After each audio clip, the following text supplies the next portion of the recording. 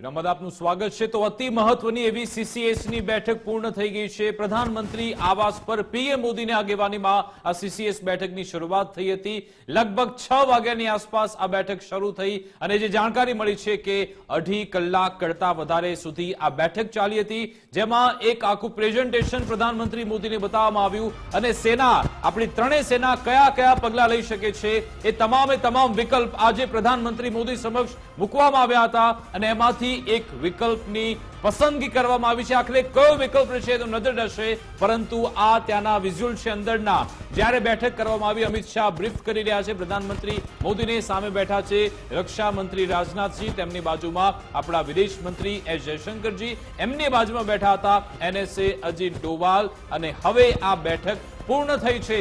બેઠક પૂર્ણ થયા બાદ પણ પ્રધાનમંત્રી મોદીએ પણ એક સંકેત આપ્યો છે। પ્રધાનમંત્રી મોદીએ પોતાના એક્સ હેન્ડલ પર એક પોસ્ટ મૂકી છે। આ બેઠકની અંદરનો એક ફોટો તેમણે એ રિલીઝ કર્યો છે અને લખ્યું છે 7 લોક કલ્યાણ જનમાર્ગ। અહીંયા આ બેઠકની મેં અધ્યક્ષતા કરી અને પહેલગામમાં જે આતંકવાદી હુમલો થયો છે એના પર ચર્ચા કરી છે। આ એ જ ફોટો છે જે પ્રધાનમંત્રી મોદીએ ટ્વિટર પર, એક્સ પ્લેટફોર્મ પર મૂક્યો છે। લખ્યું છે 7 લોક જન કલ્યાણ માર્ગ પર આ બેઠકનું આયોજન થયું હતું। પીએમ આવાસ પર આ બેઠક મળી હતી। આ બેઠકમાં તમે જોઈ શકો છો કેબિનેટ કમિટી ઓન સિક્યોરિટી, તેના તમામ જે મોટા નેતાઓ છે તમામ આ બેઠકમાં હાજર હતા અને ચર્ચા કરવામાં આવી હતી। મુફદ્દલ બિલકુલ વિકાસ, અને હવે જે સમય છે એ પ્રેસ કોન્ફરન્સનો સમય છે। વિદેશ મંત્રાલયની જે કચેરી છે ત્યાં તૈયારી થઈ ચૂકી છે। થોડી વારમાં વિદેશ મંત્રાલયના જે અધિકારીઓ છે તે ત્યાં હાજર રહેવાના છે। 3 અધિકારીઓ ત્યાં હાજર રહેશે અને એ જાણકારી આપશે કે શું નિર્ણય લેવાયા છે। જે નિર્ણયની જાહેરાત થઈ શકે તે નિર્ણય અંગે જાહેરાત કરવામાં આવશે, જાણકારી આપવામાં આવશે। સૌથી અગત્યની વાત છે કે 2.5 કલાક સુધી ચર્ચા થઈ છે અને આપણી સાથે દેવનાથ પણ જોડાઈ ગયા છે, સંવાદદાતા દિલ્હીથી। देवनाथ, 2.5 घंटे तक ये बैठक चली और अब पूरे देश की निगाह है कि आखिर क्या फैसला लिया गया इस बैठक में। बिल्कुल मुफद्दल, देखिए 6 बजे बैठक शुरू हुई थी और 8:30 बजे के आसपास ये बैठक खत्म हुई। और जब बैठक खत्म हुई, सबसे पहले यहाँ से केंद्रीय रक्षा मंत्री राजनाथ सिंह बाहर निकले और राजनाथ सिंह के बाहर निकलने के तकरीबन 15 मिनट के बाद केंद्रीय गृह मंत्री अमित शाह का काफिला बाहर निकलता है। और जिस तरह से इस पूरे बैठक को बुलाया गया था, या जितनी लंबी अवधि की बैठक अब चली, क्योंकि शुरुआत में जब ये बैठक 6 बजे शुरू हुई थी तो अमूमन ये आंकड़ा, ये अंदाजा लगाया जा रहा था जो विदेश मंत्रालय तरफથી સ્પષ્ટતા કરવામાં આવી। પાકિસ્તાન સાથેના તમામ સંબંધો પર હવે ભારતે પૂર્ણ વિરામ મૂકી દીધું છે। જી હા, ભારતના પાકિસ્તાનના દૂતાવાસ પર હવે તાળા વાગી જશે। રાજદારી સંબંધ તોડી નાખ્યા, એમને સમય આપ્યો, અલ્ટિમેટમ આપ્યો કે હવે તમે ખાલી કરો તમારી દુકાન। સાથે સાથે તમામ પાકિસ્તાનીઓના વિઝા પણ ભારતે રદ કર્યા છે। 48 કલાકનો તેમની પાસે સમય છે, નીકળી જાઓ ભારતમાંથી, સ્પષ્ટપણે કહેવાય ગયું। અને સૌથી મોટો નિર્ણય, જી હા, ઇન્ડસ વોટર ટ્રીટી, આ કરાર પણ ભારતે તોડી નાખ્યો છે। અટારી ચેકપોસ્ટ પણ ભારતે બંધ કરી છે। એટલે કે પાકિસ્તાનની શાન ઠેકાણે આવે, અક્કલ ઠેકાણે આવે તે માટે સીસીએસમાં આ નિર્ણય કરવામાં આવ્યો। અને બીજી મહત્વની બાબત, વિદેશ મંત્રાલય તરફથી આંકડો આપવામાં આવ્યો છે કે પહેલગામમાં હુમલામાં 26 લોકોના મોત થયા છે, જેમાં 25 ભારતીયોનો સમાવેશ છે અને એક નેપાળી સિટીઝનનો સમાવેશ છે। એટલે કે કહેવામાં આવ્યું છે 26 લોકોના મોત થયા છે, 25 ભારતીયો અને એક નેપાળી સિટીઝન છે। અને સૌથી મોટો નિર્ણય, અત્યારે ચેકપોસ્ટ બંધ, પાકિસ્તાનનું દૂતાવાસ ભારતમાં બંધ, પાકિસ્તાનના જે વિઝા છે એ તમામે તમામ રદ। 48 કલાકનો સમય ભારતને તમે મૂકી દો, ભારતને બાય બાય કહી દો, કારણ કે હવે તમે આ જમીન પર પગ ન મૂકી શકો, એ માટે તમે હકદાર નથી। એ સીધું જ રોકડું પરખાવવામાં આવ્યું છે ભારતને, પાકિસ્તાનને। આ એ ઐતિહાસિક ક્ષણ છે જે તારીખના પન્ના પર અંકાઈ જવાની છે કાયમ માટે, કેમ કે ભારતે હવે પાકિસ્તાન સાથે તમામ રાજદ્વારી સંબંધો કાપી નાખ્યા છે। જે વિદેશ મંત્રાલયની પ્રેસ કોન્ફરન્સ છે એમાં પોઈન્ટ ટુ પોઈન્ટ કહેવામાં આવ્યું છે કે વિથ ઇમિડિયેટ ઇફેક્ટ, એટલે તત્કાલ ભારતે પાકિસ્તાન સાથે સિંધુ જળ સંધિ, કે જે પાકિસ્તાન માટે ખૂબ જ અગત્યની જરૂરિયાત છે, સિંધુનું પાણી જેના પર પાકિસ્તાન નભે છે એ પાણી હવે ભારત બંધ કરી દેશે. ભારતે સિંધુ જળ સંધિ તોડી નાખી છે પાકિસ્તાન સાથે. આ ઘડીના સૌથી મોટા સમાચાર. આખા દેશની નજર હતી કે CCS ની બેઠક મળે છે, એમાં શું નિર્ણય લેવાય છે, અને વિદેશ મંત્રાલયે બસ 5 મિનિટ લીધી છે પ્રેસ કોન્ફરન્સમાં અને આ જાહેરાત કરવામાં, પાકિસ્તાન સાથેના તમામ સંબંધો તોડી નાખવાની જાહેરાત.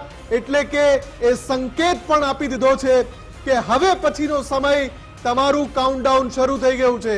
કેમ કે પહેલા જેમ આપણે ચર્ચા હમણાં જ કરી વિકાસ, કે સૌથી પહેલી શરૂઆત વ્યૂહાત્મક રીતે કૂટનીતિની રીતે થશે અને આપણે બધા જ જે નિર્ણય લેવા છે અત્યારે એ જણાવી દઈએ. આપણે આપણી સાથે દિલ્હીથી સંવાદદાતા જોડાઈ ગયા છે, પણ ફરી એકવાર દર્શકોને જણાવી દઈએ કે સૌથી મોટા સમાચાર, પાકિસ્તાન સાથેના તમામ સંબંધો ભારતે આ જ ઘડીથી તોડી નાખ્યા છે. સિંધુ જળ સંધિ પણ ભારતે રદ જાહેર કરી છે અને વિથ ઇમિડિયેટ ઇફેક્ટ એટલે તત્કાલ એના ઉપર અમલ કરવાની વાત કરી છે. પહેલગામ આતંકી હુમલા બાદ પાકિસ્તાનને સબક શીખવવા માટે ભારતે સૌથી મોટો નિર્ણય લીધો છે. કોઈ પણ પાકિસ્તાનીને હવે કોઈ પણ સંજોગોમાં ભારતમાં એન્ટ્રી નહીં મળે, ભારતમાં આવવા નહીં મળે, ભારતના વિઝા નહીં મળે અને જે પણ રાજદૂતાલયની અંદર જેટલા પણ અધિકારીઓ છે એમને પણ સમય આપી દેવાયો છે કે ખાલી કરો, તમે અહીંયાથી નીકળો. રાજદૂતોને પણ કહી દેવાયું છે કે તમે રાજદૂતાવાસ ખાલી કરી દો. એટલે કે સૌથી મોટું એક્શન છે, આ ભારતનું સૌથી મોટું પગલું છે. અને આપણી સાથે દેવનાથ પણ જોડાયેલા છે. देवनाथ, एक तरीके से पहली सर्जिकल स्ट्राइक कूटनीतिक तरीके से हो चुकी है अब इस मौके पर। बिल्कुल मुफद्दल, देखिए जिस तरह से अब विदेश मंत्रालय की तरफ से प्रेस कॉन्फ्रेंस किया गया है, ये समय अवधि बहुत कम था, लेकिन इस कम समय में इतनी जो विदेश मंत्रालय की तरफ से बातें कही गई हैं, यानी 2.5 घंटों में क्या कुछ हुआ, 2.5 घंटों की बातें, उस बैठक की बातें 5 मिनट में खत्म करना, जो पाकिस्तान के लिए किसी सर्जिकल स्ट्राइक से कम नहीं है। सबसे पहली जो बात कही गई इस प्रेस कॉन्फ्रेंस में कि अटारी बॉर्डर बंद कर दिया गया है। पाकिस्तान का जो उच्च आयोग है भारत में, वो फिलहाल के लिए तुरंत तत्काल प्रभाव से बंद किया गया है। यानी जहां पर जो अधिकारी मौजूद थे, दोपहर को जब हम लोग पाकिस्तान उच्च आयोग के बाहर मौजूद थे, उस वक्त भी ये जानकारी निकलकर सामने आई थी कि इन सभी को नजरबंद कर लिया गया है।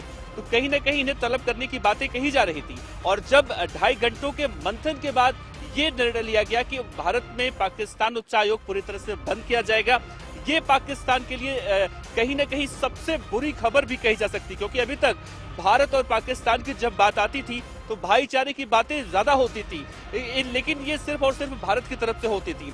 लेकिन अब जो पहलगाम में जो आतंकी घटना हुई है, इस घटना के बाद जिस तरह से भारत सरकार एक्शन मोड में है और जिस गुस्से में देश पूरी तरह से उबल रहा है, उसका रिजल्ट भी देखने को मिल रहा है। और तमाम एक्सपर्ट इस बात का दावा आज सुबह से ही कर रहे थे कि भारत सबसे पहला सर्जिकल स्ट्राइक बिना पाकिस्तान के बॉर्डर को क्रॉस किए करेगा। तो अब जिस तरह से एमईए की प्रेस कॉन्फ्रेंस हुई, उसमें कई सारी ऐसी बातें निकलकर सामने आई, चाहे वो सिंधु जल समझौते की बात हो, पाकिस्तानी को वीजा रद्द करने की बात हो, या फिर नया कोई नागरिक पाकिस्तानी है अगर तो भारत में नहीं आ सकता है, तो ये किसी सर्जिकल स्ट्राइक से कम नहीं है। और ये बातें जो आज हो रही हैं, जो अब निकलकर सामने आ रहा है, ये अब लोग कहीं ना कहीं इस बात की भी डिमांड कर रहे हैं कि ये पहले हो चुका होता तो शायद इस तरह से हालात नहीं पैदा होते। लेकिन अब पहली सर्जिकल स्ट्राइक देखने को तो मिली है, लेकिन आगे अभी ऐसा बहुत कुछ है जो 2.5 घंटे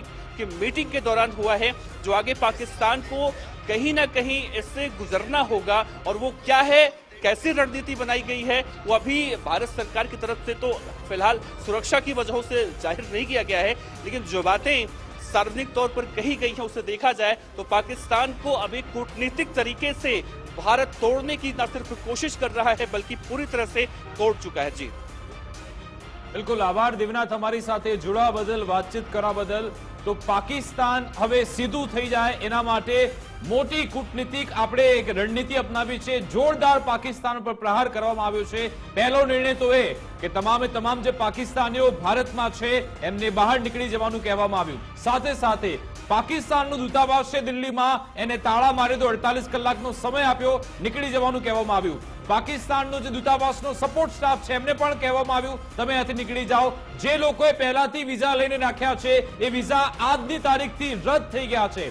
બીજો સૌથી મોટો નિર્ણય, સિંધુ જળ સમજૂતી કરાર 1960 નો આજે કરાર છે એ પણ હવે બંધ કરી દેવામાં આવ્યો છે. એના પર પણ હવે ચોકડી વાગી ગઈ છે. ઉમંગ ન્યૂઝરૂમથી અમારી સાથે જોડાઈ ગયા છે. ઉમંગ, પાકિસ્તાનની આ એક એવી ભૂલ, એક એવી ગુસ્સાખી અને હવે કેવું પરિણામ ભોગવવું પડી રહ્યું છે એનો પહેલો વાર ભારત તરફથી સામે આવ્યો. બિલકુલ વિકાસ, આ નાપાક પાકિસ્તાન સુધરવાનું નામ નહોતું લેતું. પુલવામા અટેક હોય ત્યારબાદ કરેલી સર્જિકલ સ્ટ્રાઇક જે ભારત થકી કરવામાં આવી તેમ છતાં પણ આજે પહેલગામમાં જે કૃત્ય જે કરવામાં આવ્યું, કાયરો જેવું કૃત્ય પાકિસ્તાન થકી કરવામાં આવ્યું હતું, એને લઈને જે બેઠક મળી ઉચ્ચ સ્તરીય બેઠકની અંદર મહત્વપૂર્ણ એ નિર્ણય લેવામાં આવ્યો કે એ નિર્ણયથી હવે પાકિસ્તાન એ તરસ્યું મરી જશે. અને ખાસ એ વાત છે કે પાકિસ્તાન છે આમ તો એટલી હાલત એની કથળેલી છે કે ત્યાં આગળ લોટ અને તેલના ભાવ ક્યાંક આસમાને પહોંચ્યા છે. લોકોને શાકભાજી લેવું હોય તો રોવા પડે એવા વાત છે, પેટ્રોલના ભાવ. અને હવે એના ઉપર પાટું ભારતે માર્યું છે ને એટલા માટે કે સિંધુ જળ સંધિ જે હતી એ રદ કરી દેવામાં આવી છે તાત્કાલિક ધોરણે.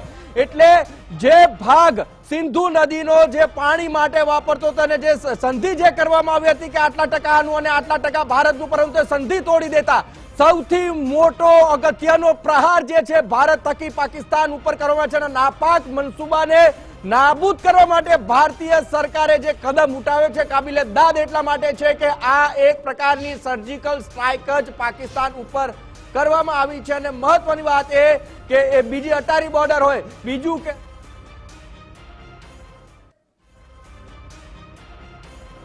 એને પણ દૂતાવાસને તાળા મારી દેવાની વાત છે કરી દેવામાં આવી છે. આવતીકાલે સર્વદળીય બેઠક છે બોલાવવામાં આવી છે. રક્ષા મંત્રીના નેતૃત્વમાં આ બેઠક મળવાની છે. મહત્વના સમાચાર કે સર્વદળીય બેઠક છે બોલાવવામાં આવી છે. એટલે મંત્રી જે છે રક્ષા મંત્રીના નેતૃત્વમાં સર્વ દળોની બેઠક છે બોલાવવામાં આવી છે અને આવતીકાલે આ સર્વદળીય બેઠક છે મળવા જઈ રહી છે.